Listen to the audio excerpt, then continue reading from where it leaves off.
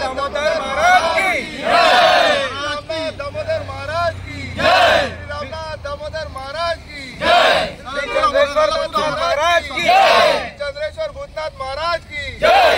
वर्षाप्रमाणे आमची ही पदयात्रा आसा ती आयज सक्सेसफूल जाल्ली आसा। आमी दामबाबाच्या पांया कडेन पावयल्ले आसा। आमकां आतां जाली 16 वर्सां। आमी अशेंच पयलीं स्टार्टिंगच्यान एक 10, 15, 20 करून आमी संख्येन वाडत रावल्ले। ते आयज आमकां सांगपाक खुशी भोगता की आमी आयज 50 वयर आसा आनी अशेंच श्रद्धेन सगळ्या लोकांनी येवपाचें।